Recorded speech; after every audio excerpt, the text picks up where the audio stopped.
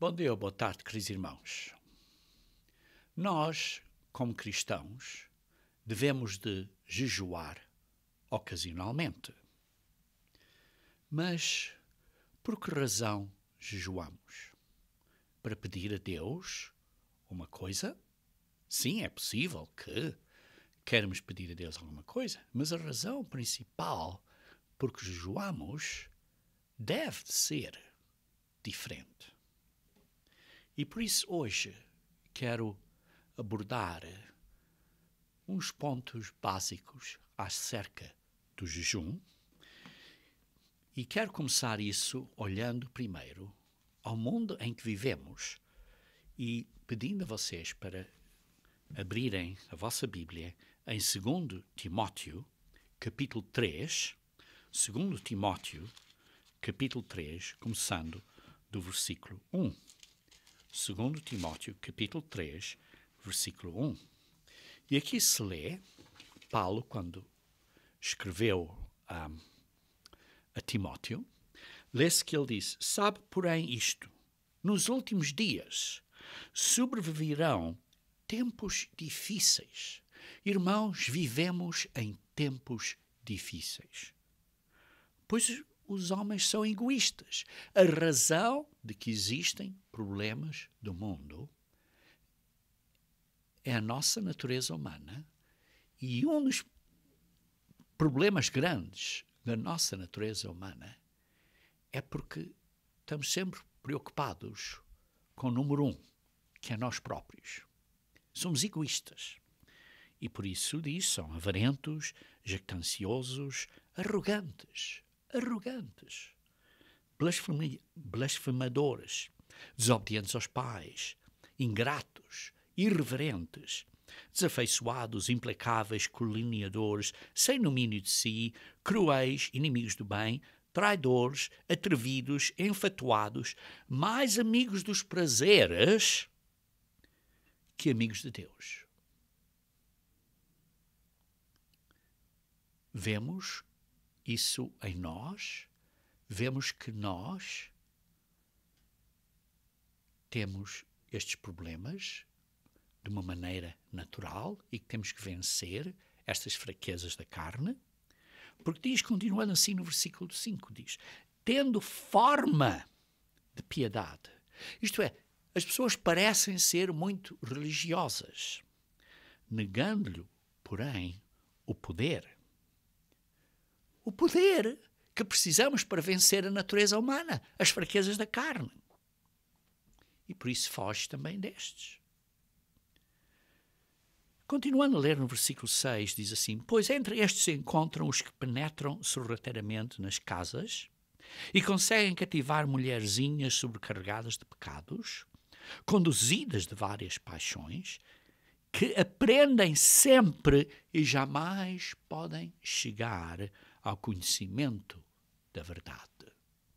Sim, encontramos muitas pessoas que estão sempre a aprender, estão sempre a estudar a Bíblia, com este ponto e este ponto técnico, aquele ponto técnico, esta palavra aqui, aquela palavra acolá.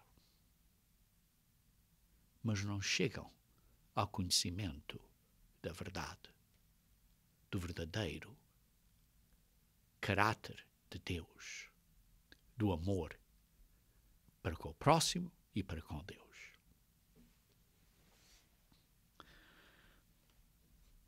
Continuando depois, do modo porque Janes e Jambres resistiram a Moisés, também estes resistem à verdade. São homens de todo corrompidos na mente, réprobos quanto à fé. Eles, todavia, não irão avante, porque a sua insensatez será a todos evidente, como também aconteceu com daqueles. Tu, porém, tens seguido de perto o meu ensino, a minha doutrina, o meu ensino tens seguido de perto, o meu procedimento, o propósito, a fé, a longanimidade, isto é a paciência, o amor, a perseverança, as minhas perseguições e os meus sofrimentos, quais me aconteceram, seja em Antioquia, seja em Icônio, seja em Listra, que variadas perseguições tenho suportado. De todas, entretanto, me livrou o Senhor. Ora, todos quantos querem viver piedosamente em Cristo Jesus serão perseguidos. Queridos irmãos, se você e eu estamos a querer viver segundo Deus, isto é, piedosamente, segundo Deus, através de Jesus Cristo, seremos perseguidos. Mas os homens perversos e impostores, nestes tempos difíceis, particularmente, como lemos no versículo 1 deste capítulo, estes homens perversos e impostores irão de mal a pior, enganando e sendo enganados. Este mundo está cheio de enganos. As notícias, até as próprias notícias, são fabricadas de uma maneira para enganar. Queridos irmãos, quando eu viajo a outros países, a vários países, fazendo a obra que Deus, através do seu Espírito, através do cabeça da igreja, me dirige, encontro grandes dificuldades que as pessoas têm à volta do mundo. E vemos bem forte que estamos tão perto do fim. Estamos tão perto de uma outra grande guerra mundial. Basta abrir os olhos. Estamos à beira de uma outra enorme guerra mundial. E esta guerra vai dar início e vai se expor e ficar pior através do que a Bíblia se chama a grande tribulação. Mas sabemos, queridos irmãos, que temos um espaço pequenino de tempo agora. Um espaço pequenino de tempo agora. Quanto? Não sei, ninguém sabe. Para pregar a boa nova do reino de Deus a todo o mundo, como um testemunho a todas as nações, para as nações terem uma esperança. Porque quando isto acontecer, se não tiver essa esperança, não vai haver esperança nenhuma. Por isso é que lemos em Mateus 24:14. Esta é a nossa missão.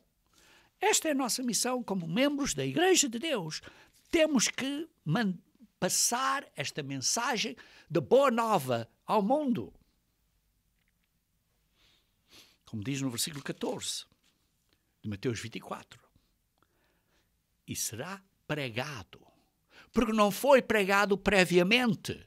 Será pregado o Evangelho do Reino de Deus a todo o mundo. Isto é a boa nova do Reino de Deus a todo o mundo, a testemunho a todas as nações. Não é para converter o mundo. Se muitos pensam que devemos evangelizar para converter o mundo, para que deem o coração a Cristo, para poderem ser salvos. Mas não é o que diz aqui. O que diz aqui é para testemunho a todas as nações. Porquê um testemunho? Para terem uma esperança. Quando estas coisas terríveis acontecerem, eles olham para trás e dizem, olha, o que a Igreja de Deus Unida estava a dizer era verdade. Devíamos nos ter arrependido. Mas embora não tenhamos arrependido, há uma esperança. Devemos nos arrepender agora. E por isso diz assim, por testemunho a todas as nações, então virá o fim. Queridos irmãos, este Evangelho do Reino de Deus não foi pregado antes da Segunda Guerra Mundial. E por isso, não foi o fim. Mas agora está a ser pregado antes desta grande tribulação mundial que vai acontecer à volta do mundo. E por isso é o sinal de que agora é o fim. Além de todas as outras coisas de profecia que estão a se encaixar, prontas para isto arrebentar. O problema, irmãos, é que você e eu, e estou agora a perguntar, o problema é você e eu estamos a vigiar, estamos alertos, estamos acordados.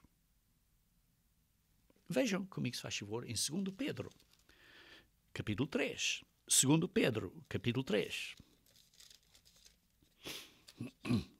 2 Pedro, capítulo 3.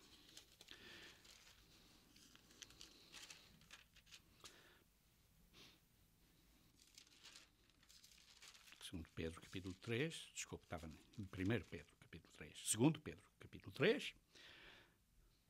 Está a dizer aqui, ele, começando a ler do versículo 1, que dizer, esta é a minha segunda epístola. Pois, ao 1 Pedro, este é o 2 Pedro.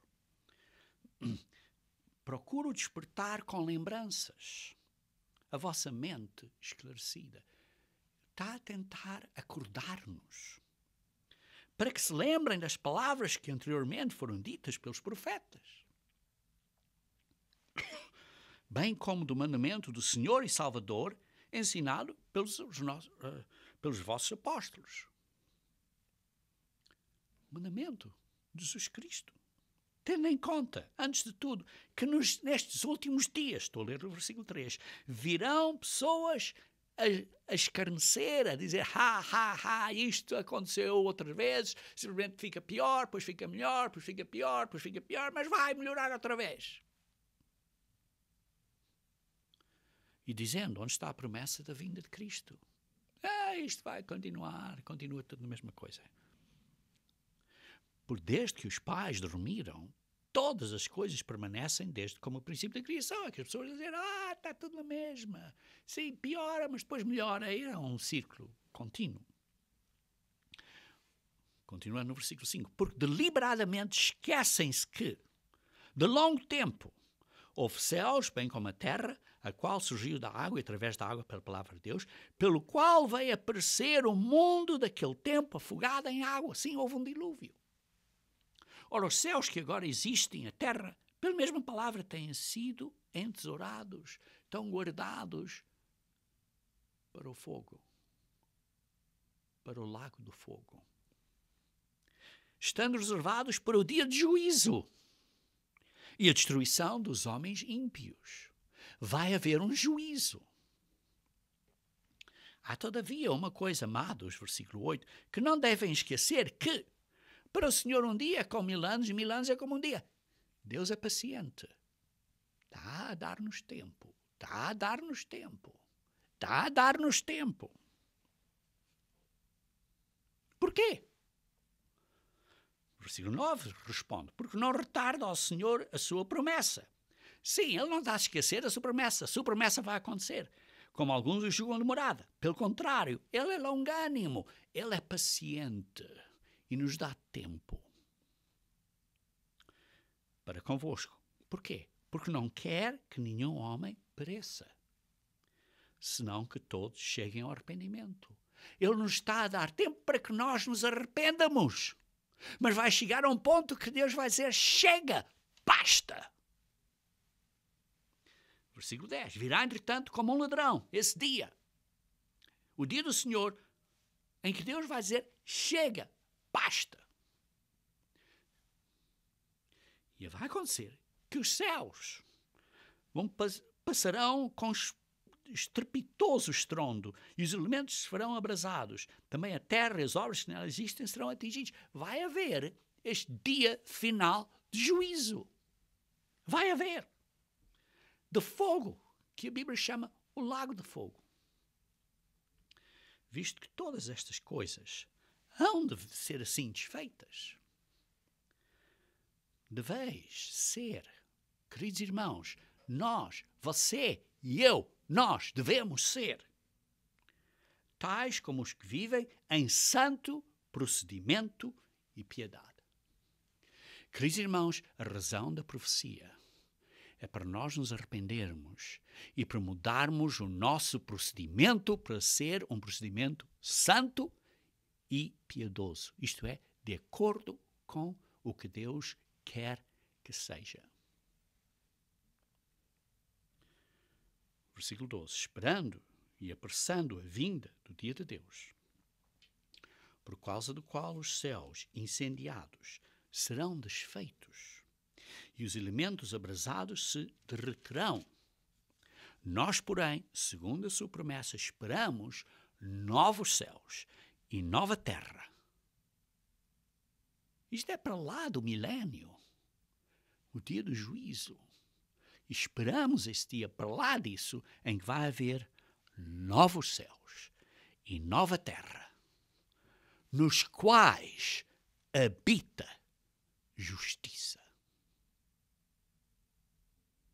Queridos irmãos, essa é a nossa esperança. Mas estamos a vigiar cuidadosamente? Você e eu estamos a vigiar cuidadosamente? Vejam, por exemplo, em Lucas, capítulo 21. Lucas, capítulo 21. Lucas 21. Começar a ler do versículo 34.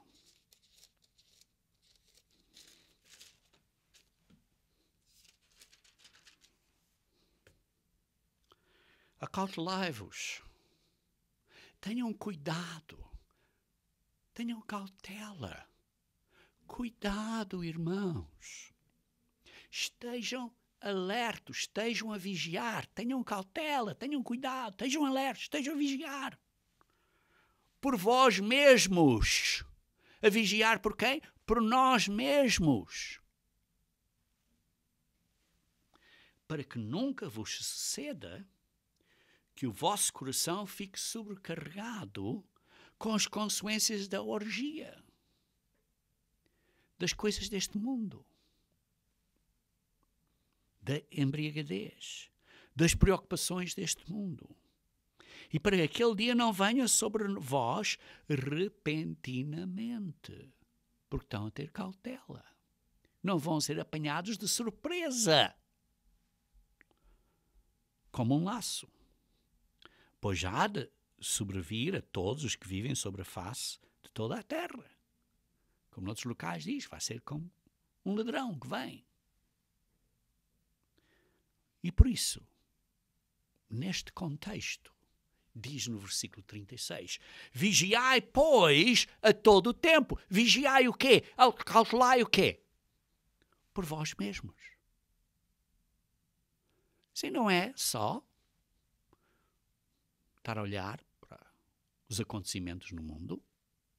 Sim, os acontecimentos no mundo nos dizem claramente que os dias estão perto, que falta pouco tempo. Mas o que devemos, na realidade, vigiar é por vós mesmos, por nós mesmos. Estamos a ter cautela? Estamos a ter cuidado? Vigiai, pois, a todo tempo, versículo 36, orando para que sois havidos por dignos. Orando para que possam escapar todas estas coisas que têm de suceder.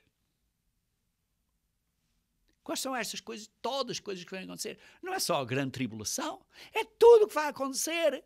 Para quê? Para podermos estar em pé no reino de Deus à frente de Jesus Cristo. É o que diz aqui. Estar em pé na presença do Filho do Homem.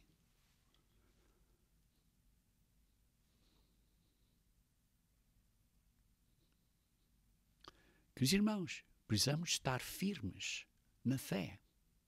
E não desistir. E não ser distraídos. E deixar o amor da verdade. Precisamos nos manter firmes. Porque como diz aqui, que o vosso coração não fique sobrecarregado com as consequências ou as preocupações deste mundo.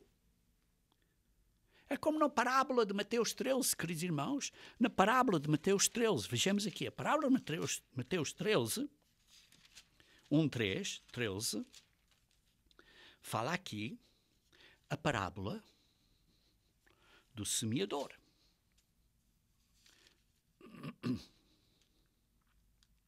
Começando no versículo 18, está a explicar a parábola, e diz assim: atendei, pois, à parábola do semeador, a todos que ouvem a palavra do reino.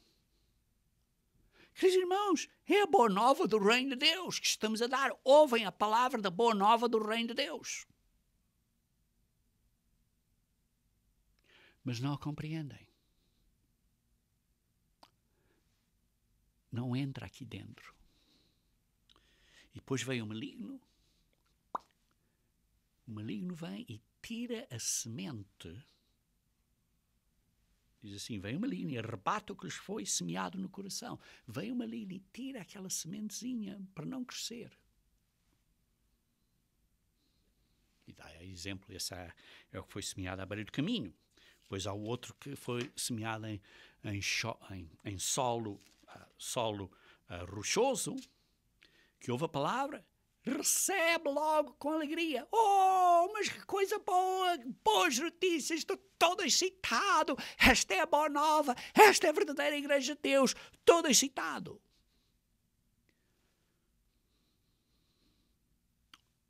Mas diz no versículo 21, mas não tem raiz em si mesmo, sendo antes de pouca duração, em que chegando à angústia ou a perseguição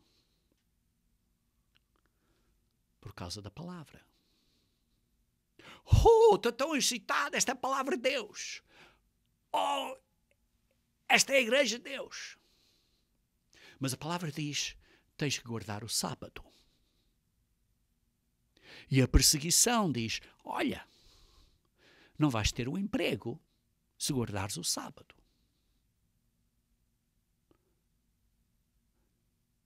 E o que é que eu ouço então? Tantas pessoas dizem, olha, sim, aqui no Brasil não é possível, ou aqui em Angola não é possível, porque temos estas dificuldades. E por isso Deus vai fechar os olhos a isso. E por isso posso ir trabalhar ao sábado, ou posso ir à escola ao sábado. Não, irmãos, não, não, não.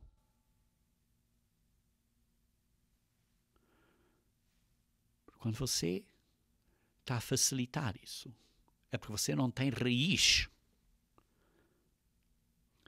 E quando vem esta perseguição por causa da palavra, logo se escandaliza e diz, olha, não, então não posso guardar o sábado. Queridos irmãos, temos que ter fé em Deus. Temos que ter raiz. E depois há o outro. Versículo 22. Em que a palavra do reino de Deus, o evangelho do reino de Deus que nós estamos a pregar, que esta semente que você está a receber, recebem isto entre os espinhos.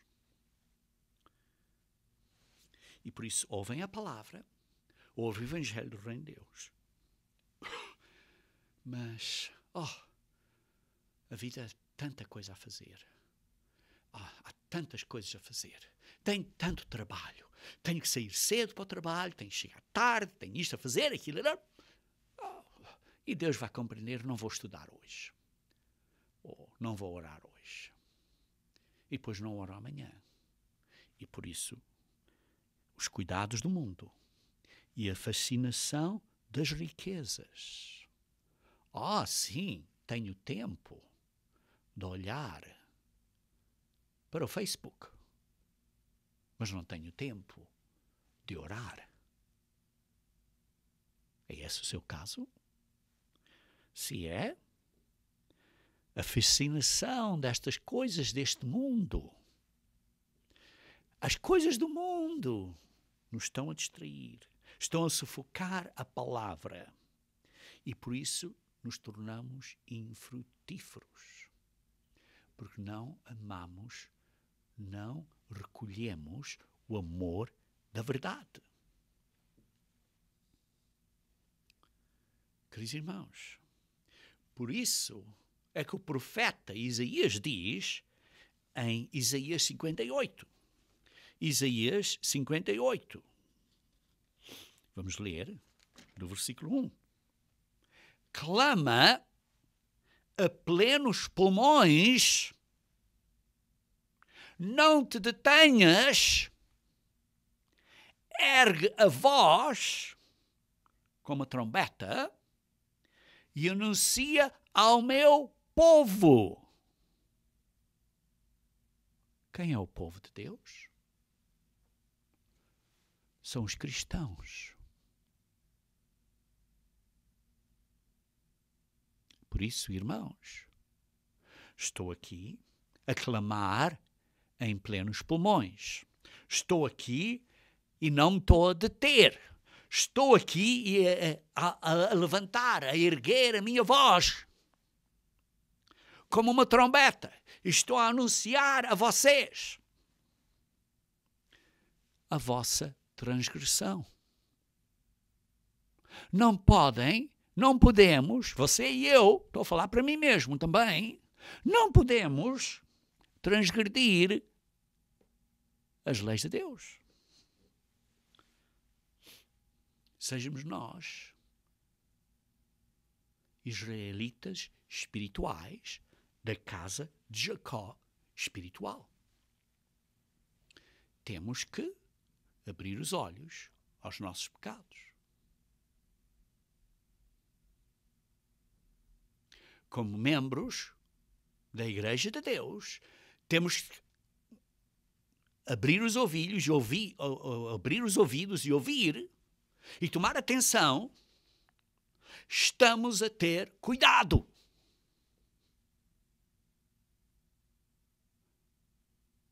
Queridos irmãos, eu não estou a falar de outras pessoas.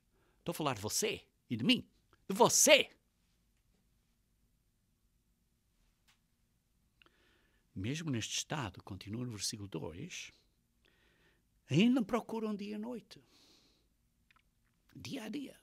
Sim, estes cristãos estão a procurar a Deus. Vão e estão a orar e estão a dizer temos prazer nos caminhos de Deus. Como povo que pratica a justiça, não deixa o direito do seu Deus. E perguntam-me pelos direitos da justiça. E têm prazer em chegar a Deus. Sim, está aqui estes cristãos. Querem seguir a Deus. Vão orar. Vão para as igrejas. Querem justiça. Não há justiça neste mundo. Têm prazer em chegar-se a Deus. Vão para as igrejas semanalmente.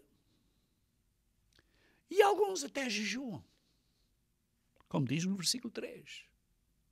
Mas depois perguntam.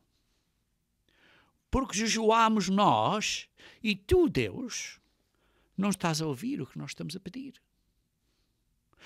Porque afligimos a nossa alma, isto é com jejum, isto é sem comer e sem beber, por um certo período de tempo, e tu, Deus, não levas, não tomas isso em conta. Porquê, Deus? Porquê não respondes às minhas orações, aos meus pedidos, aos meus jejuns? Porquê? As pessoas perguntam. Mas Deus responde. E Deus responde. E Deus, na sua resposta, diz: eis que no dia em que jejuais, cuidais dos vossos próprios interesses e exigis que se faça todo o vosso trabalho. Por que Deus não ouve? Ele responde aqui, ao fim do versículo 3, dizendo: eu não respondo porque vocês, quando oram, quando jejuam, só estão interessados em vocês próprios. Seus próprios interesses. E estão a exigir que se faça de acordo com o que você quer, com o seu desejo. Com o nosso desejo, não com o desejo de Deus. E por isso Deus continua. Eis que estamos a jejuar para contendas e debates, e rixas, e debates, e guerras, e lutinhas, e argumentos. Vocês estão a jejuar para ferir-des com punho iníquo. Para dizer, isto é o que eu quero, é o meu direito, tenho direito a isto. Então Deus diz, jejuando assim como hoje, como estão a fazer hoje, não se fará ouvir a vossa voz no alto. Quando vocês jejuam dessa maneira, Deus não ouve. E depois, então, Deus dá a solução. No versículo 5. Seria este o jejum que escolhi, diz Deus, que o homem um dia aflige a sua alma, pelo jejum, água e bebida, inclina a sua cabeça como o junco e estenda debaixo de si pano de saco e cinza. Isto é que seja humilde. Chamarias tu isso um jejum e de aceitável ao Senhor? Porventura, não é este o jejum que Deus quer? Que soltes as ligaduras da impiedade. Deus quer que o teu jejum seja um em que vês que outras pessoas têm problemas, têm dificuldades, em vez de dizer, olha, essas pessoas têm sempre um problema. As pessoas, quando é que eles se vão arrepender? Mas o que Deus está a dizer aqui é que o nosso jejum é para que nós começarmos a ter piedade pelos outros. Embora talvez não estejam a fazer as coisas certas, mas ter piedade. Perdoar. Desfaça as ataduras da servidão. Olha, és duro para com a tua família, com a tua mulher, ou com o teu esposo, ou com o teu filho, ou com a tua filha, ou com os teus amigos, ou com os teus irmãos da igreja. És duro. Duro. Mas diz, desfaça as ataduras da servidão. Não sejas duro. Não sejas duro. Seja bondoso, carinhoso, amoroso, cuidadoso. Deixes livres os oprimidos e despedaças todo o jugo. Isto é o que Deus quer de nós quando nós jejuamos, para nós mudarmos a maneira de sermos para com os outros, para sermos mais carinhosos e mais cuidado e carinho para com os outros. Isto é o que Deus espera de nós.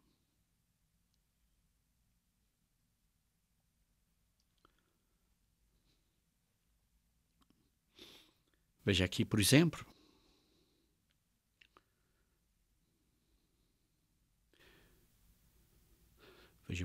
aqui no versículo 9 e 10. Então clamarás e o Senhor te responderá. Gritarás por socorro e ele dirá, eis-me aqui. Se tirares do meio de ti o jugo, o dedo que ameaça, este dedo que ameaça, este dedo que aponta aos outros, é tu, tirarmos isto, porque somos nós também. O falar injurioso. Se abrires a tua mão ao faminto e fartares a alma aflita, isto é, se ajudares a pessoa que tem uma vida difícil, seja de qual maneira. Talvez, não quer dizer que vais dar dinheiro que não tens, mas vais dar carinho e amor no que podes. Então a tua luz nascerá nas trevas e a tua escuridão será como o meio-dia. Deus te vai dar saúde, vai dar alegria, vai dar uma coisa nova.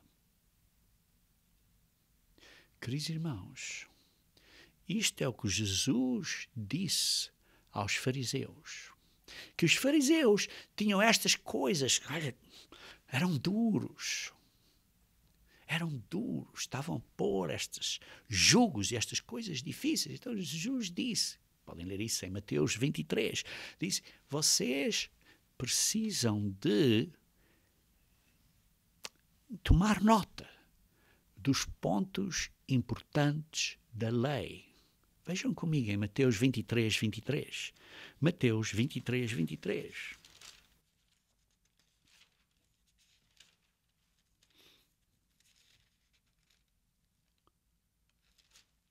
Mateus 23, 23. Ai de vós, escribas e fariseus, hipócritas,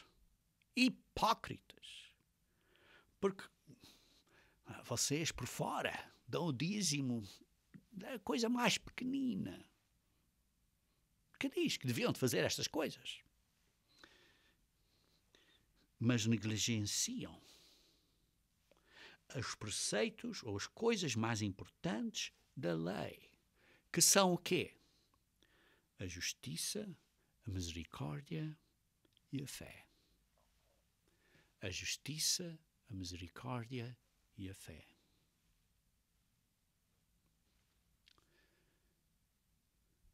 Queridos irmãos, primeiro a justiça. E não é a minha justiça. Porque, ao fim de contas, nenhum de nós é justo. Vocês podem ler em Romanos, capítulo 3, diz, nenhum é justo. Não, nenhum homem é justo. Nenhum. Mas vocês leem, se estamos aqui em Mateus, vejam, por exemplo, Mateus 6, 33. Diz assim, Mateus 6, 33. E diz o quê? Vocês conhecem este versículo muito bem. Buscai, pois, primeiro, em primeiro lugar, o seu reino. O reino de Deus. Buscai primeiro o reino de Deus. E a sua justiça. A justiça de Deus. Este é o caminho para o reino de Deus.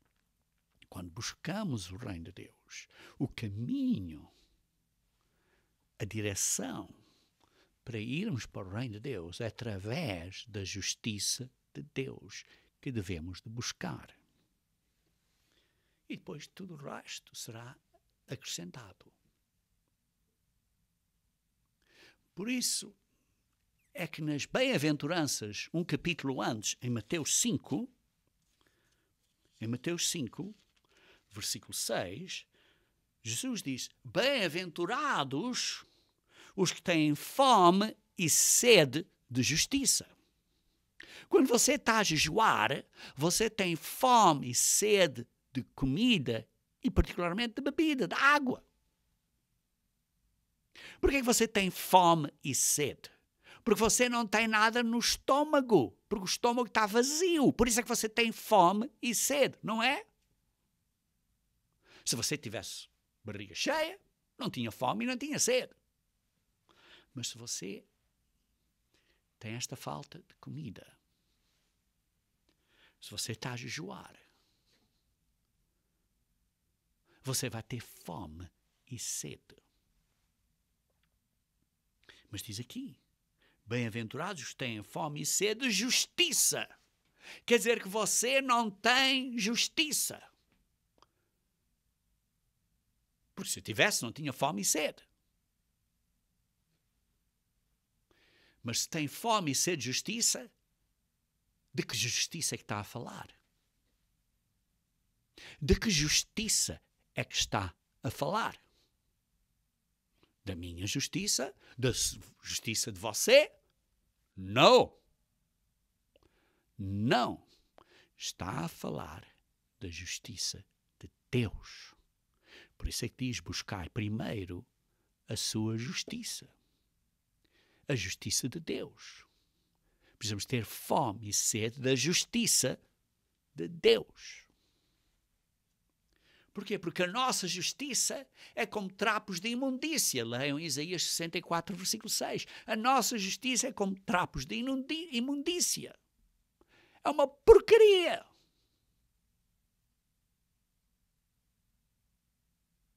Se você pensa que você é justo, Isaías 64, versículo 6, diz claramente que a sua justiça é imundícia perante os olhos de Deus.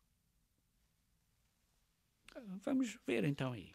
Isaías 64, versículo 6. Isaías 64, versículo 6.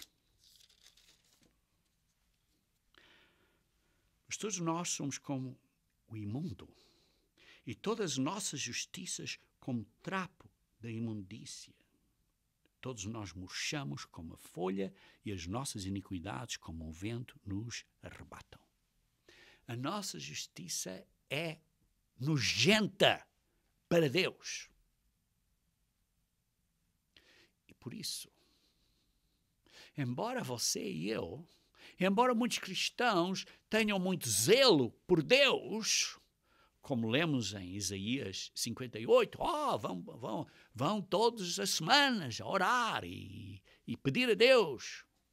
Têm muito zelo por Deus. Veja o que diz aqui em Romanos 10, Paulo a falar dos seus compatriotas judaicos. Romanos capítulo 10. Mas o mesmo é aplicável a nós, dos nossos compatriotas cristãos deste mundo. Romanos capítulo 10.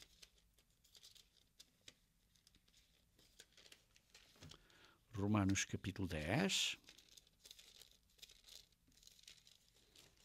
Irmãos, a boa vontade do meu coração é minha súplica a Deus a favor deles, isto é, dos meus compatriotas da minha nação, ou a favor deles é, por exemplo, no nosso caso, outros cristãos, ou amigos, ou famílias que conhecemos que são muito boas, digamos assim, têm muito boa justiça própria. Diz assim, a minha súplica a Deus a favor deles são que sejam salvos. Se eu quero que este mundo todo, que vai à igreja todas as semanas, que sejam salvos. Porque lhes dou testemunho de que eles têm zelo por Deus. Estes cristãos que vão às igrejas todas as semanas, todos os fins de semana, têm zelo por Deus. Não estou a dizer que não são sinceros, são sinceros, têm zelo por Deus. Porém, não com entendimento. Versículo 3. Porquanto, desconhecendo a justiça de Deus. Desconhecem a justiça de Deus. E procurando estabelecer a sua própria justiça. A justiça deles próprios, que acabamos de ler, que é imundícia, é um trapo de imundícia perante Deus, que é nojenta perante Deus. Procuram estabelecer a sua própria justiça.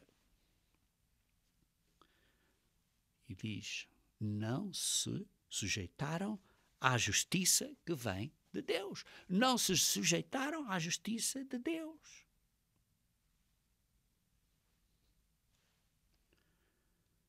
E depois está aqui este versículo tão importante, tão cheio de significado, que diz, porque o fim da lei é Cristo. Dizem, estás a ver, não, é o fim da lei, por isso não precisamos de obedecer à lei de Deus, porque Cristo aboliu a lei. Não. Cristo não aboliu a lei, porque basta ler em Mateus 5, diz, eu vim para cumprir a lei, que nem um ponto, nem uma vírgulazinha da lei desaparecerá. Então o que quer dizer o fim da lei? O fim da lei, quer dizer, o propósito da lei, o objetivo da lei, o exemplar de obedecer à lei é Cristo. Ele é o nosso padrão, Ele é o nosso exemplo, Ele é o que nós olhamos como padrão.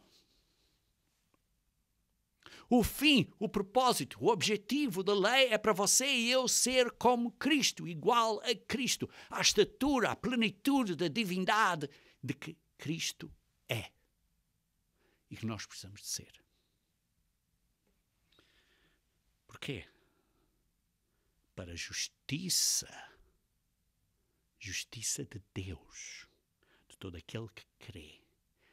E quem crê, pratica. Quem acredita, pratica. Por isso, o propósito da lei, a meta da lei, é para nós vir a ser pessoas da mesma estatura de um homem completo, que é a estatura de Jesus Cristo. Por isso, o fim da lei, o objetivo da lei, é para nós sermos como Cristo é. Para a justiça de Deus viver em nós. Isto é, para nós sermos praticantes do que cremos. Se você crê, você vai fazer o que as pessoas dizem para você fazer, porque você crê neles. Você acredita neles. Queridos irmãos, o que Deus quer de nós quando nós jejuamos? Deus quer de nós que tenhamos frutos de justiça. Deus quer que tenhamos frutos de justiça. Vejam comigo, se faz favor, em Filipenses, capítulo 1, versículo 6 a 11. Filipenses, capítulo 1, versículo 6 a 11, diz assim: Estou plenamente certo de que aquele que começou a boa obra em vocês há de completá-la até o dia de Cristo Jesus. Eu tenho a certeza que Deus que começou uma boa obra em você e em mim vai completar até ao dia de Cristo, seja quando Ele vier, ou durante esse período que Ele esteja aqui, ou durante o período até haver o julgamento final. Vai completar isso. E por isso estou plenamente certo de que aquele que começou a boa obra em vocês há de completá-la. Deus fará a sua parte. Onde isto pode falhar é se você e eu não fizermos a nossa. É se você e eu não fizermos a nossa parte. Aliás, versículo 7, é justo que eu assim pense de todos vós, porque vos trago no coração, seja nas minhas algemas, seja na defesa e confirmação do Evangelho, desta boa nova do Reino de Deus, pois todos sois participantes da graça comigo. Nós participamos desta graça de Deus para conosco. Somos participantes disto. Deus nos está a dar isto, este golo, esta meta, este objetivo de sermos filhos e filhas de Deus, de graça. Pois minha testemunha é Deus, da saudade que tenho de todos vós, na terna misericórdia de Jesus Cristo. Sim, tenho saudades de vocês. Quando eu visito vocês, irmãos, e agora estou longe de vocês, tenho saudades de vocês. Ele diz, Deus é minha testemunha. Eu também faço esta oração, diz aqui no versículo 9, que o vosso amor aumente mais e mais, em pleno conhecimento e toda a percepção, isto é todo o estudo bíblico, cresçam em amor, no amor de Deus, para provares, versículo 10, as coisas excelentes e seres sinceros e inculpáveis para o dia de Cristo. Versículo 11, cheios de quê? Do fruto de justiça. Não é da minha justiça, não é da sua justiça, mas é da justiça de Deus. O qual, este fruto, o qual é mediante Jesus Cristo, através de Jesus Cristo viver em nós, para a glória e louvor de Deus, do Pai, do Altíssimo. Queridos irmãos, quando nós jejuamos para tirarmos estes fardos que pomos em outras pessoas, para sermos carinhosos, mas ao mesmo tempo para pedirmos a Deus para nos ajudar a pôr a justiça de Deus na nossa vida. Isto é, a viver como Jesus Cristo é. A ser imitante de Deus, a imitar a Deus, a imitar ao Filho de Deus. que é na imagem do Pai. Esse é a nossa oração, o nosso pedido quando jejuamos, para que Deus ponha a sua justiça em nós. Isto é, que nós, através de Cristo viver em nós pelo poder do Espírito Santo, que é o pão da vida, que é o caminho, que é a verdade, que é a vida eterna, que nós possamos viver como Ele, possamos viver de uma maneira que Ele possa viver em nós. Porque Jesus Cristo não vai viver em nós se nós vivemos em pecado.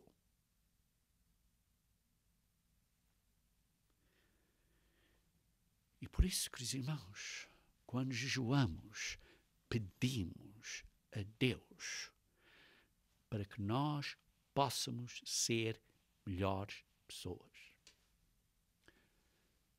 Para que a justiça de Deus esteja em nós. Não é nossa, não é minha, não é sua, não é a nossa própria justiça, é a justiça de Deus. Para nos submetermos à justiça de Deus, isto é, a vivermos como Cristo vive. Porque o fim da lei é Cristo. E por isso, pedimos a Deus para Ele fazer a sua obra. A obra de Deus. Ora, muitas vezes quando nós falamos acerca, olha, a obra de Deus é pregar, é ir e pregar, é dizer a outras pessoas. Para que eles sejam salvos, para que eles acreditem em Cristo.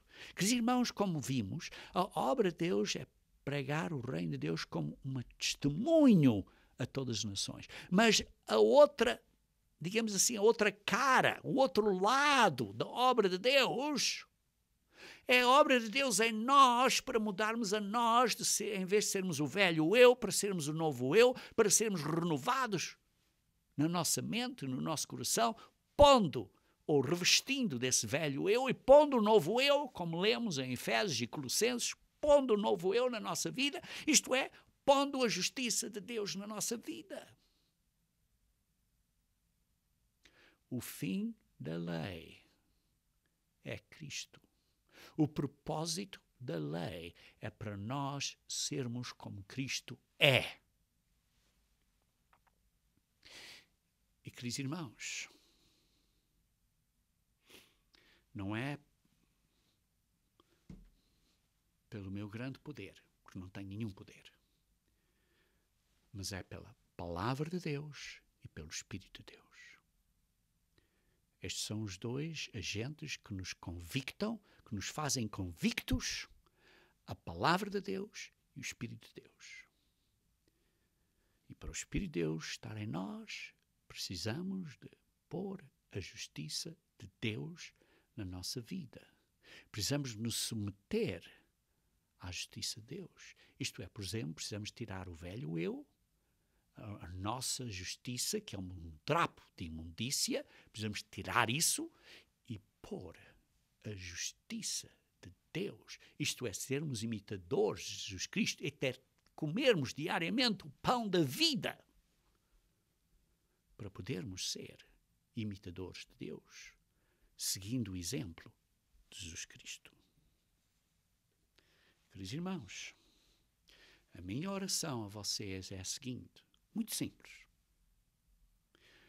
Que o Pai, o Altíssimo, através do seu Filho, o cabeça da Igreja, com o poder do Espírito Santo, que são este poder que nos dá para todas as coisas, para nos mudar, para mudar da natureza humana para a natureza divina, nós possamos aplicar e pedir à Igreja e aos irmãos e aos ministros da Igreja, e todos nós, conjuntamente, trabalharmos, focarmos, trabalharmos para mudarmos nós próprios, para nós sermos melhores discípulos de Jesus Cristo, praticando e vivendo e sendo um exemplo.